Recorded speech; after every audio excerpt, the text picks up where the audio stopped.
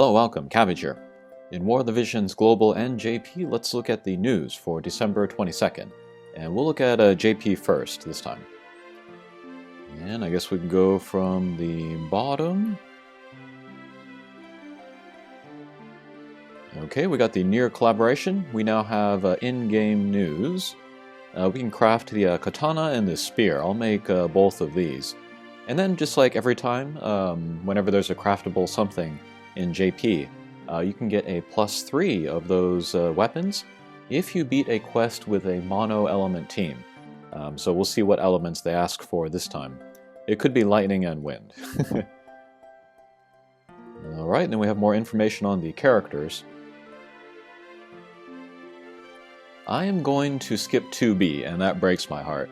I was thinking about my 2 accounts, and then 9S will probably also be a handout in Global, so I was thinking, oh, I can level 9S in Global, and then 2B in JP. But then I was like, I shouldn't play my JP account to accommodate my Global account, so we'll just skip her completely. But then I was like, oh, maybe I'll get the Vision card. That might be pretty good for Ododoa.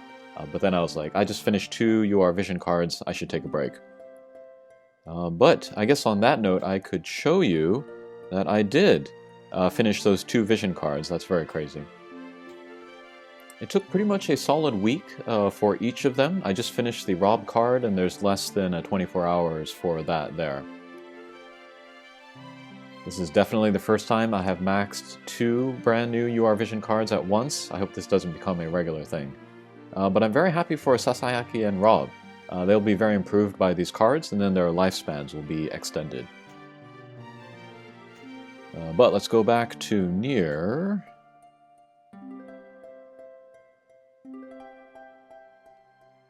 Alright, but this is all pretty much the same stuff that I said the last video. But 2B, Wind Element.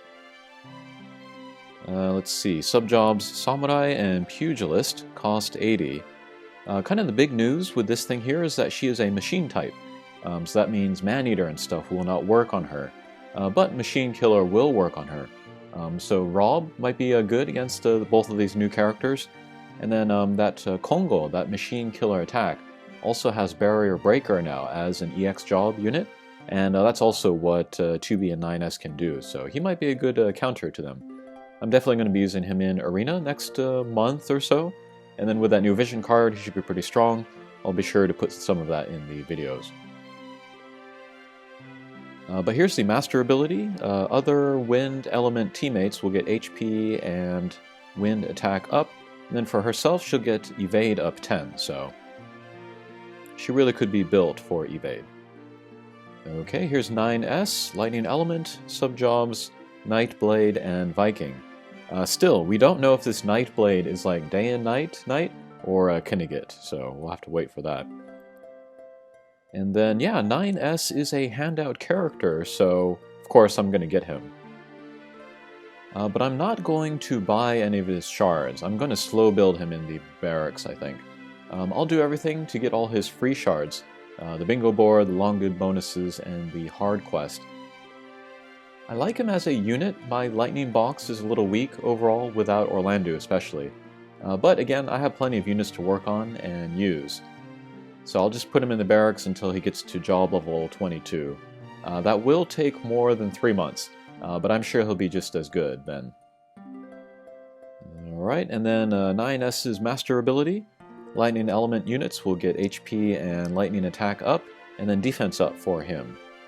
So yeah, you might want to give him some armor with defense as well.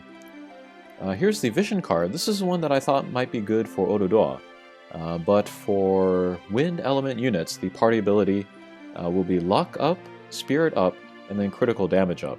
Those are pretty uncommon stats to get buffed in a Vision card, especially for a party ability, so that's very attractive.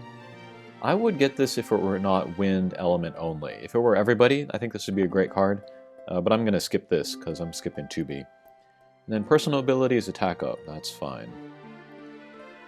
Okay, hard quests, fine. And Chocobo stuff, fine. Okay, next we got Seymour. He will get EX jobs. He's the only unit this week to get that. He's fairly new for an MR unit, so there must be a good reason. One reason could be that we are getting UR Mont next month, and there are not a lot of fire element / units, so maybe there's a like a high difficulty content or raid coming up soon. I just made the max of Lilith, so that might be enough for me there, but yeah. Seymour should be pretty good as a EX job unit. Okay, and then Tetra Sylphid will get the 3-star Awakening. It's pretty exciting because, you know, I like those 3-star Esper fights.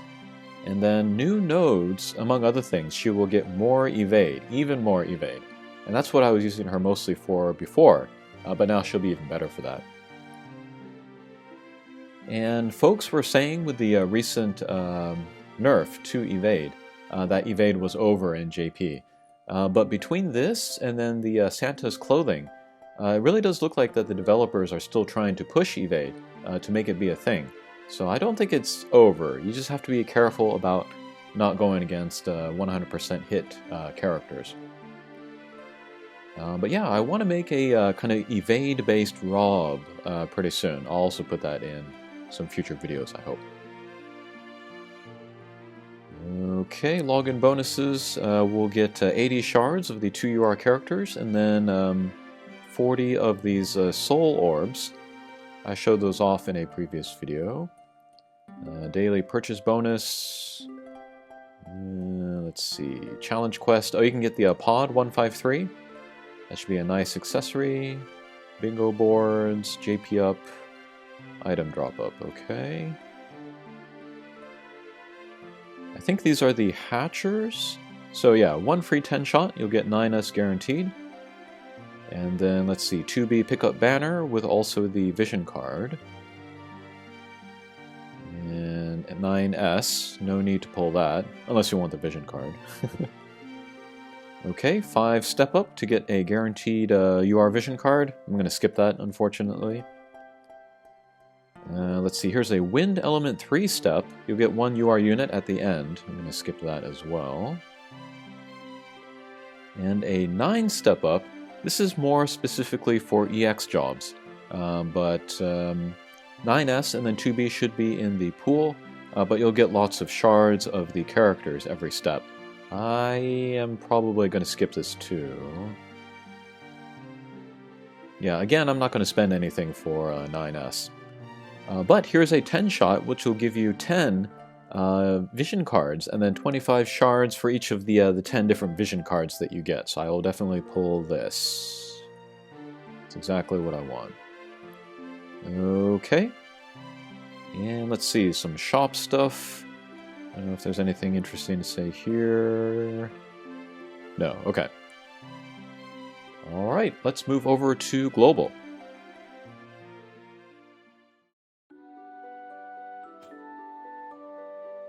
Okay, here we are in global.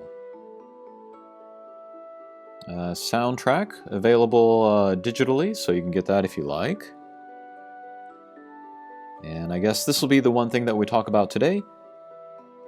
Titus, Dwayne, and Luartha. We'll talk about Dwayne last. Let's see here. Yeah, we'll skip that. Let's see, let's talk about Titus first.